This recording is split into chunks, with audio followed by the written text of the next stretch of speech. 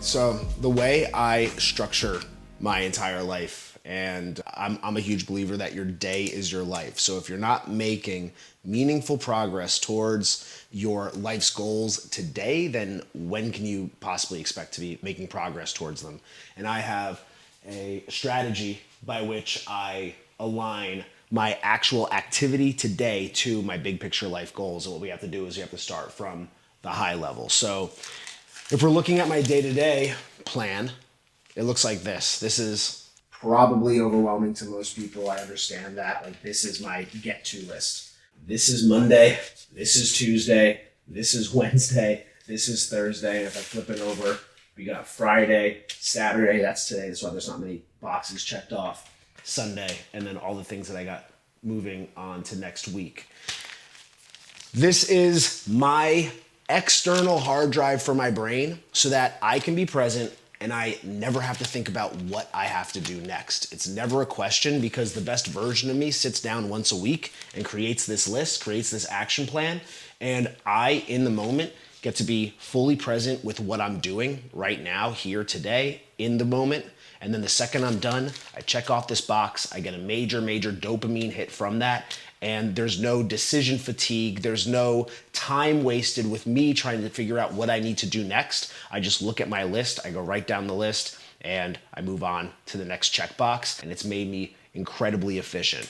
And while this, again, seems like a whole hell of a lot, and I would never expect anybody to actually follow through on something this intensive from the outset, the truth is I didn't start with that. When I first started this practice, this was probably like 10 years ago, my entire week fit on a Post-it note like this, front and back. So I had the same way I have it here. I had Monday, Tuesday, Wednesday, Thursday, Friday, Saturday, Sunday. There was probably 4 to 5 boxes on each thing. It was like workout, meditate, reply to whatever important email I felt was important that day, and maybe 1 or 2 other things. Eventually, I got so good at checking off all of those boxes in a day that I moved to a bigger Post-it note. Eventually, I moved to the tiny notepad, and then over time, I've had to upgrade to the full-size notebook.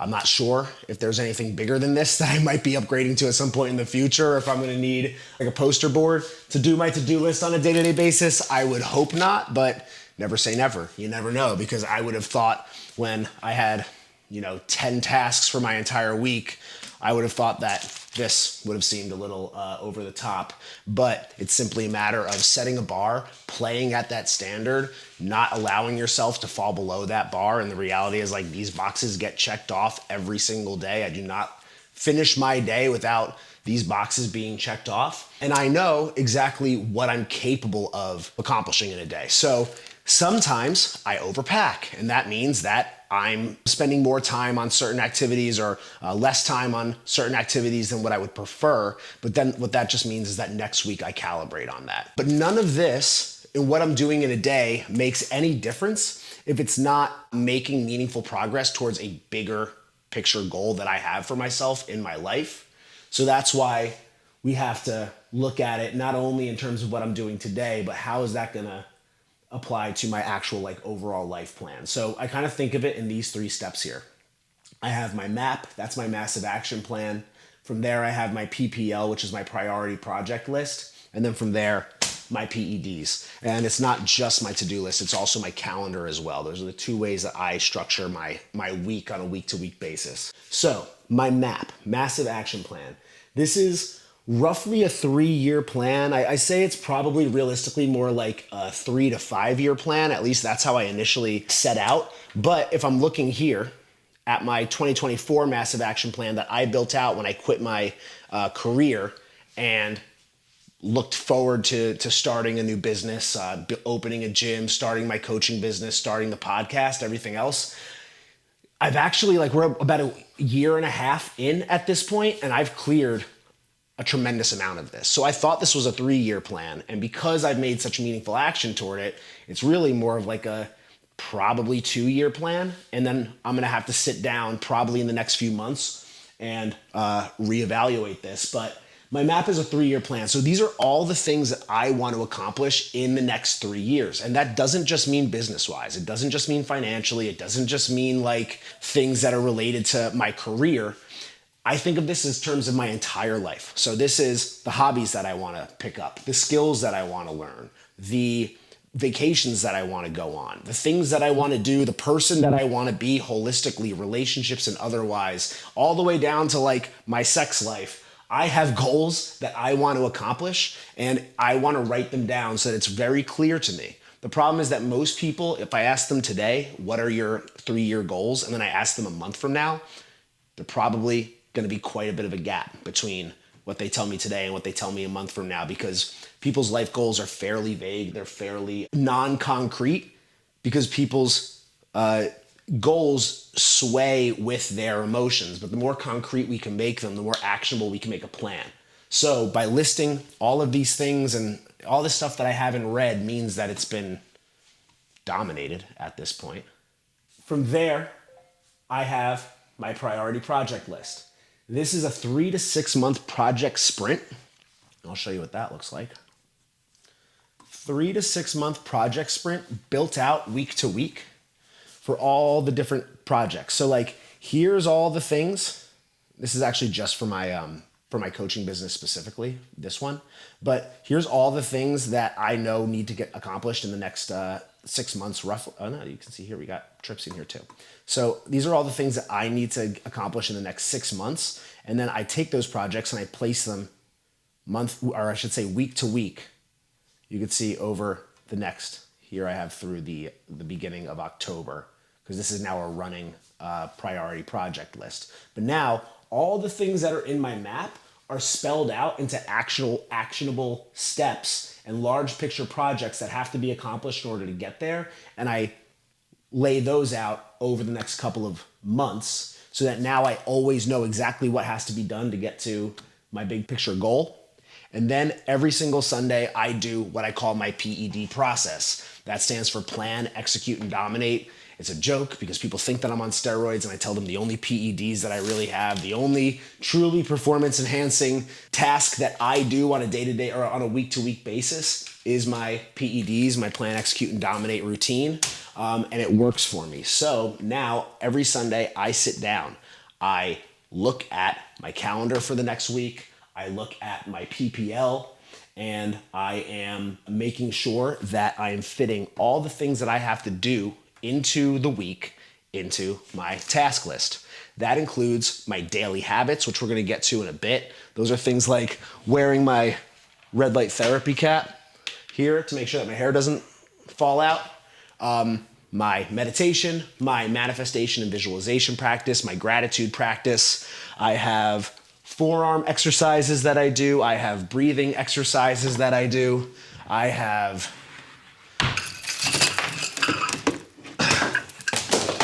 neck exercises that I do. We're gonna get to all of this here in a little bit. These are just a few of the things that I do every single day. For right now, I'm also reading, I got the book around here somewhere, but right now I'm also reading Alex Hormozi, $100 Million Money Models, which is a fantastic book that I just started this week.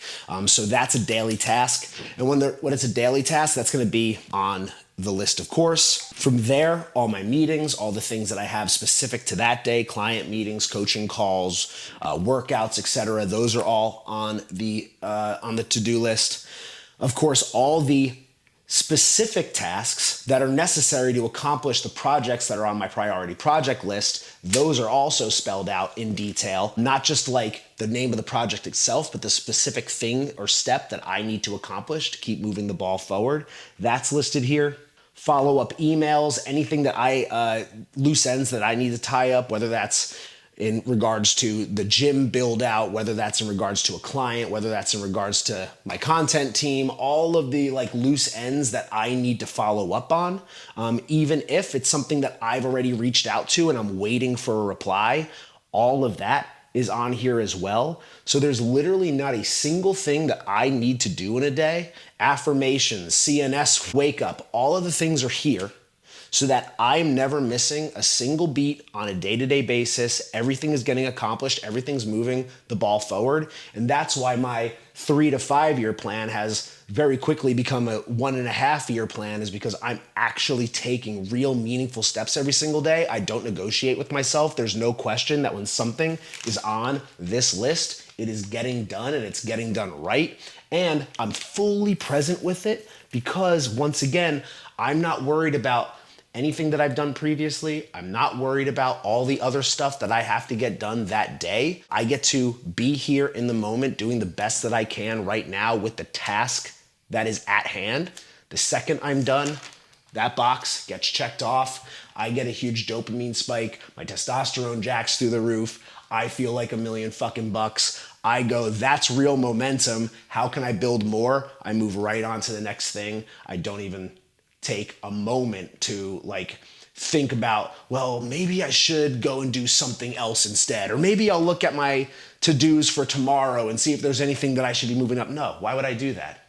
The best version of me sat down and wrote this list out when I knew exactly what I wanted to accomplish this week, what needed to get done, and what my outcomes I was expecting were, as well as the inputs I was expecting. So why would I do anything different than that?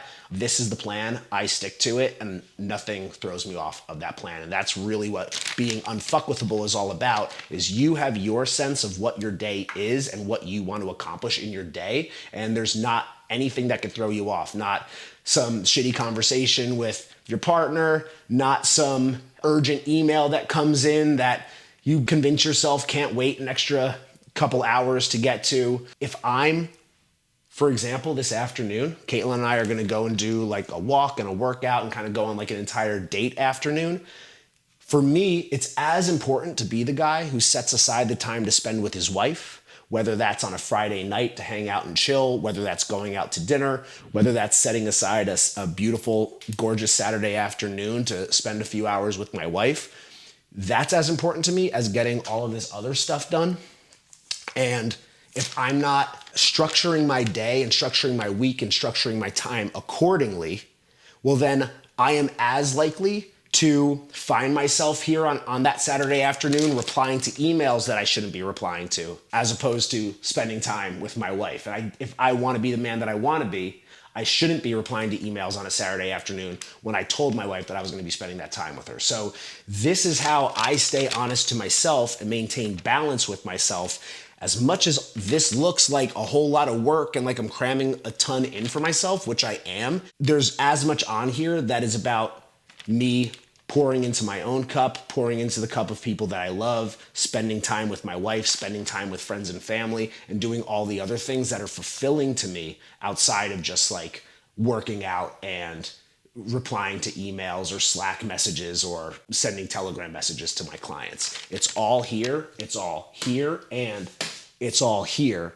And because I have that alignment in terms of my overall vision for myself as well as my actions in the day, I am living in alignment with the person that I want to be. And that is why I have a life that I'm incredibly proud of, and largely why we're talking about this on camera right now and sharing it with the rest of the world. So that's a little bit about my PED process. I guess we can kind of get into some of the habits now. So when it comes to my habits, I said there's a lot of different habits that I'm doing on a daily basis. And the first, and as far as Caitlin is concerned, probably the most important one, is my red light therapy cap. And this is to make sure that my hair stops falling out, because I have had, quite honestly, I feel like fairly healthy hair well into my late 30s. And then I did cornrows last year. And then when I pulled the cornrows out, about a third of my hair fell out. And then for months, I was just like losing tons of hair, like an obscene amount. And I was getting a little concerned about it. I wasn't really sure exactly what I was gonna do. I'm also like not that concerned about actually losing my hair because I could shave I have a nice square head. So if I shaved it, which I've done before, it doesn't look that bad. But Caitlin wasn't all that thrilled about the idea of me losing my hair. So for my birthday gift was this red light therapy cap. I don't know much about it. I just know that it's the most clinically proven way of restoring hair growth. What it does is it blocks DHT. So guys who are higher in testosterone, they have more DHT. What that does, I believe it comes out of your scalp and blocks hair follicles, something like that. I don't really know. I'm not much of a science guy. But this thing has, I gotta say, like literally definitively worked to stop my hair from falling out, because now I don't have that problem anymore. I can like brush my hair without feeling like I'm getting clumps of hair in my hands or in my brush. So that's fantastic. This thing's pretty cool. I do it every single morning with my eggs. I didn't do it today because I was waiting for you. The app makes this as easy as possible. It only allows you to use it once a day, and it tracks all of your usage. And if you use it at least 80% of the time, and I think after 6 months you don't see results, it has like a full money back guarantee. So I now do this daily. My buddy Brandon, who you guys will meet eventually, he lives over there in that front unit. He's got it. Caitlin's bought this through her work for a handful of my other friends of ours. They all swear by it. She can also get you a discount if you're interested through Restora. So this is how it works. Put it on. I connect the cap to the app. This is the most I've even thought about this thing, is this description of how this works. I put zero thought into this. It couldn't be easier. I just hit this. It sets the timer for 10 minutes. I do this while I have my breakfast in the morning, and then I'm done for the day. And you can see it like turns off even if I take the hat off. So, and then it times. The timer stops. I put it back on. Timer starts again. This thing's awesome. So this is a good starting point. The other thing that I do on a regular basis is my jawzercise exercise.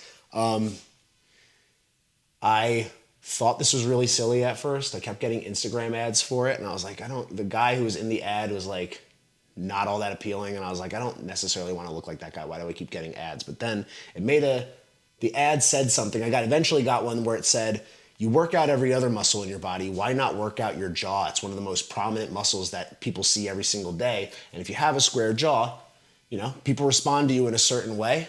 And I was like, you know what? That makes a lot of sense. I better get to work. So now I do this 3 times a week for 2 sets for as many bites as I possibly can.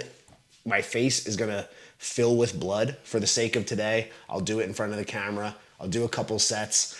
I do it till literally like I can't bite down anymore. And now it takes me a lot longer to get to that point of failure than it used to. But you'll see how like it fills my jaw with blood, fills my face with blood. And it genuinely has not only widened my jaw, made my jaw stronger, it's widened my palate, which has allowed my teeth to settle in and not be as bunched up. So it's actually like given my teeth more space. And on top of that, because it widens your palate, it actually widens your entire skull in a pretty significant way, which has increased my capacity to nose breathe. So when you put on one of those like nasal strips, for example, what it's doing is it's mimicking the capacity to have a wider palate so that your nose is wider. Whereas with this, I'm actually literally expanding my palate. And I've been doing this for probably about 5 years now. So I have 5 years under my belt of doing this multiple times a week, which has made my breathing better. It's made my chewing better, my teeth healthier. I don't go to the dentist. So I highly recommend this for all of those benefits. And you'll see how this works now.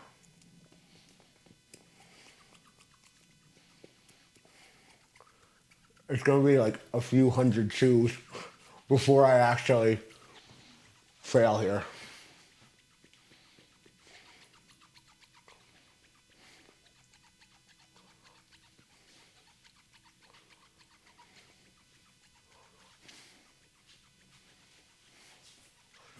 I can like that with standing around, walking around.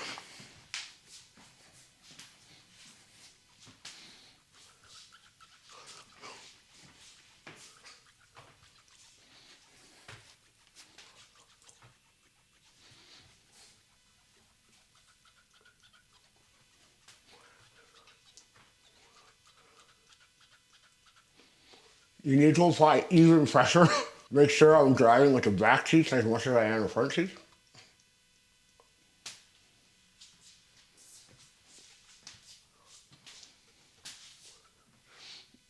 We're getting to that point.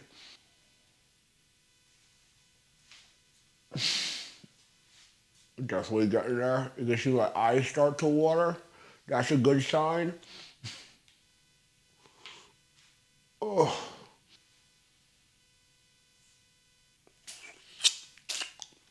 You can probably see that my face is pretty swollen. It flushes out fairly quickly. It's only gonna be like this for like a minute or two. Can you see how swollen it is? Yeah. So tons of blood in my jaw. Just like anything else, the blood, that's a sign of muscle growth and hypertrophy, just like with your biceps or with your glutes. I'm getting that through my jaw. I get, again, 2 sets of those 3 times a week. It creates a far stronger, far more powerful jaw. It obviously looks better. It helps with snoring. It helps with your nasal breathing. That's going to help with all kinds of performance and aerobic performance. The more you're breathing through your nose, there's tremendous benefits to that. I'm not going to go into all of that because I'm not, again, an expert on it, but this is one really, really easy little trick that you can do that's going to make tremendous impact, not just aesthetically, but performance-wise. The next thing that I do, and I stack these 2 guys together, this is an O2 oxygen trainer. So this is designed to make it difficult to suck in and exhale oxygen. So I put this in my mouth, and it has all these different levels. So this is like actually the hardest one. You can see how little that hole is. So that hole is the only oxygen that I'm able to pull in if I'm using this guy. So I put it in my mouth. I typically do my best to sit down during this, and I'm breathing as deep into my diaphragm as possible. So you're gonna say, well, Jared, I thought you said that nose breathing is better. It is, but this is allowing me to pull as much air in as possible, and I'm expanding my diaphragm and my lungs and these intercostal muscles through your ribs. Those are the muscles that are actually expanding your lungs and contracting your lungs. And if you're adding resistance to the airflow, those muscles have to work extra hard. I've been doing this for probably 2 or 3 years now, probably about 3 years. When I first started doing this, because those muscles are ones that they're like deep, they're deep core muscles. They're ones that you don't feel very frequently. The first like week or 2 that I was doing this, when I felt that soreness in my intercostal muscles, it was actually like wildly uncomfortable. It was something I had never felt before. I knew that it was from this just because it was like the purpose of me doing it. But I actually thought, I was like, man, if this continues this way, I don't know if I'm gonna be able to keep this habit up, because it like was that uncomfortable of a feeling. But my goal is I pull on this for about 5 minutes, which should be around 40 breaths. And while I do that, I do my forearm expansion exercise. The reason why this is important is because I do tons of other forearm exercises, like a lot of forearm stuff for my grip strength. But a lot of those exercises are focused on gripping, it's focused on curling your fingers, or it's focused on this motion, or even this motion. This is actually to help open your hand. So a very different set of muscles than what most forearm exercises, especially in the gym, help you with. Even if we're working the top of our forearm with like a reverse curl or something like that, it's still not helping us to expand our fingers. And because everything that we do starts with our feet and ends at our hands, at least for the most part, it's really important to have that massive grip. The more control we have over the weight as we're lifting it, really with like anything, is critical. So I want to have as much control through my hands as possible, as much neural pathways connected on either of my hands as possible. So I do these things combined. So 5 minutes, I'll do 3 sets of these until I can't anymore on this hand. That's usually about halfway through, and then I switch it. So here we go.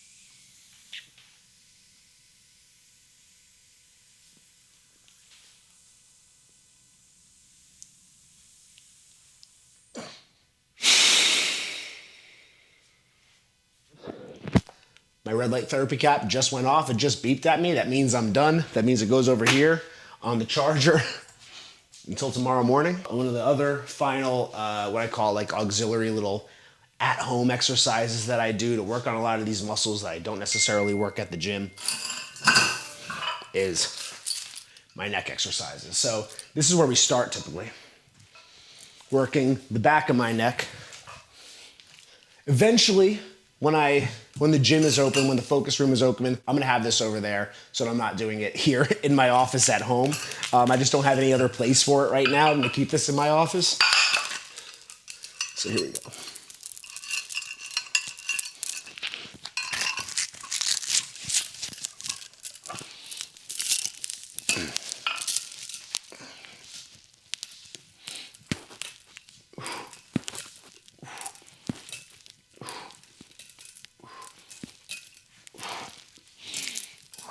I try to get a few different ranges of motion. So I'm letting this thing pull me all the way forward, and I'm coming up to about neutral.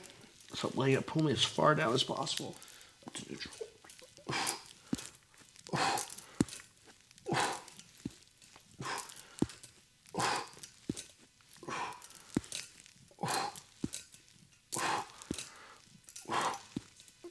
And then I'll go from neutral to full flexion.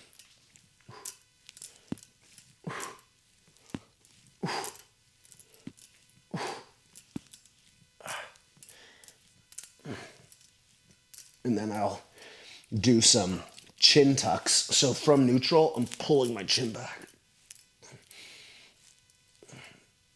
And this is 20 pounds here. So that's how I work the back of my neck. Once I'm done with that, I will hit some chin tucks here, putting significant resistance and making sure that I'm pressing evenly through both sides of my neck and not biasing one side versus the other. Bringing my chin straight down to my sternum. Then I'll hit some further back ones like this.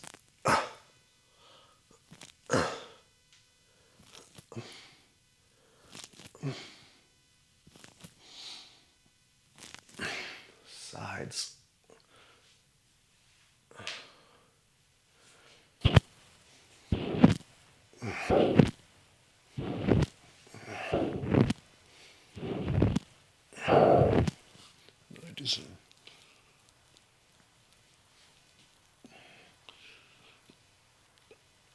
Not applying tons of pressure, just enough that there's resistance that my neck needs to pull against. And you'll notice I'm hitting the one half of the motion first, and then from neutral to the other half. And I do all of those 2 rounds of each. I do those 3 times a week. That creates, of course, a tremendous amount of durability through my neck. And you're gonna say, Jared, why are you doing jaw exercises? Why are you doing breathing and forearm and neck exercises? When is enough enough?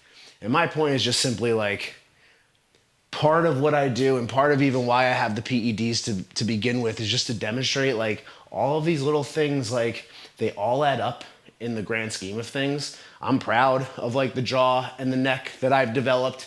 The reality is when people see somebody with a big jaw and a big neck, they go, oh, that man looks strong, or he looks interesting, or he looks compelling. And it's like those little things do make a huge difference in how the universe reacts to you. And if it takes me 10 minutes in the morning to knock all of this stuff out, and I walk out into the world and people look at you a little bit differently than they would have if you had a weak jaw or a skinny neck or small, scrawny forearms, like that is the difference between being the man you want to be and not, getting the reaction out of people you want or not. Everything down to like even the blonde hair. I love the blonde hair. I love the way it looks, but it's just as utilitarian to me as it is to anything else, because sometimes people come up to me. I'm a big meathead looking guy with blonde hair. And, you know, sometimes I know that I'm like a unique looking dude. And when I first interact with somebody, the way that they engage with me tells me a whole lot about them. And in fact, the way that they react to my blonde hair tells me more about them than my blonde hair tells them about me. And that's something that I immediately like gives me a pretty good read on people, is just simply the way that they react to me based on all the different things that I've done on myself to like appear a certain way. So that's literally part of my strategy. Like in the way that I interact with people is like just try to see like how they initially engage with me just based on my immediate appearance. And then once they realize, oh, this guy actually has like a half a brain in his head, that's where I get to have a lot of fun. So that's why I do a lot of this stuff, to be honest with you. My Instagram handle is Marcus Gaurelius. I call this guy Marcus Gaurelius. We bring him to every Stoic Sunday. He's like our little mascot, I guess, and he is how we put him on the table at the Snudo. Everybody knows to find the golden gorilla. That's sort of like the emblem for Stoic Sundays. But he goes up here on this shelf with a couple other really important items to me. And it's gonna seem really silly because this Buddha that I got from TJ Maxx when I was 23 years old, and this bamboo that's actually been replanted. This is a lucky bamboo that I also got from TJ Maxx when I was 23 years old. You're gonna go, all right, well, those are like cheap decorations. Why are they in your office and why are we talking about them? It's because I developed a gratitude practice at the age of 23 without even knowing that I was developing a gratitude practice. And a lot of it was because of these two guys right here, the Buddha and the lucky bamboo.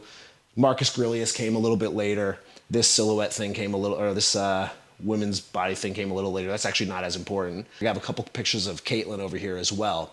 But when I was in law school, Caitlin and I got an apartment and we just needed to like fill it with something to make it seem more homey. So we went to TJ Maxx and we grabbed the Buddha and we grabbed that bamboo, which was in a very different style pot way back when. We threw it on some IKEA shelf that we had that was on the way out of like this small apartment in State College, Pennsylvania. So I would throw my backpack on, I'd grab my lunch, throw that in my backpack, and I'd head to the law school.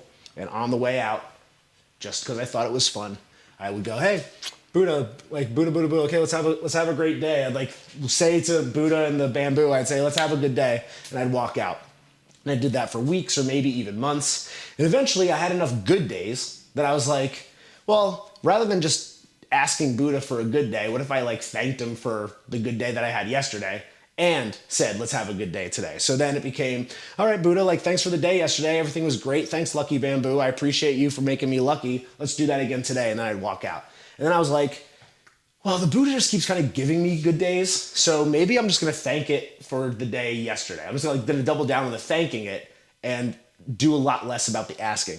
And that just like consistently throughout law school, once we moved down to Austin, when I started my first sales job, I just always kept these two guys together in a prominent location that was easy for me to access. And it became a far more regimented and far more like meaningful gratitude practice over the last decade plus, almost 15 years now, actually about 15 years now of doing this, where literally it was just like a quick heading out the door, rub its belly and ask for a good day. And now every morning, as part of my morning routine, I do all the stuff that you just saw. I meditate. I have a visualization practice, which we can talk about at some point. And I make sure to just take a few minutes. Like literally, this isn't something that I rush through. It's not something that I take for granted or I just sort of like throw in haphazardly. I take a genuine, probably like 5 minutes every single morning to come over here.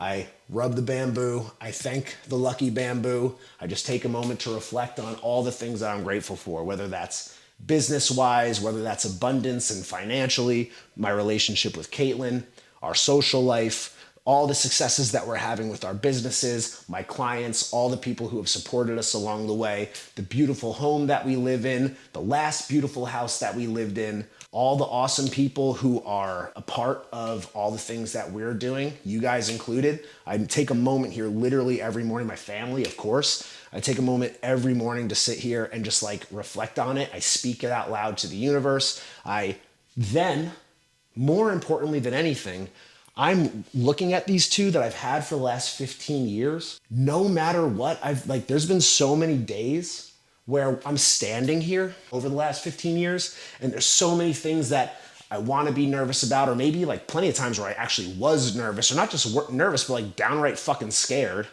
Things seemed like they were going off the rails, or like they would never, like nothing was ever gonna work out, or everything was falling apart. Every time that I had a day like that, I was standing here talking to them, and I showed up the next day and everything was fine. Whether it was the next day or whether it was the next week or the next month, everything always turned out to be fine. And it's these same symbols that I've been sharing that with over the last 15 years. So it's not only a reminder of like, to be grateful, but it's also a reminder of like every time where I could have not been grateful, I was grateful, and that gratitude helped get me through it. So I am a huge, huge proponent of building a gratitude practice into your day, not just like into your life, but like into every single day, not just making it as like a flippant thing that you do just to check a box on your to-do list, but to like really ground yourself in that gratitude frequency and mean it. And the more that you actually embody that, that is where the true life that you want starts to flow to you. And so much of it is just realizing like, I've had hard days before, I've gotten through all of them, and that these are symbols to me of all the hard days as well as all the awesome days that I've been through. And I know that like no matter what, there's only good days ahead.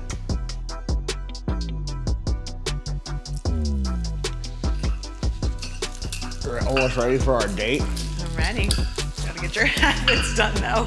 Yeah. Here we go. It's terrifying. Joy has to go outside. Joy has to leave. Joy doesn't like She it. can't watch Jared in this way. Go ahead, honey. Go. All right, we're out here. Oh my God.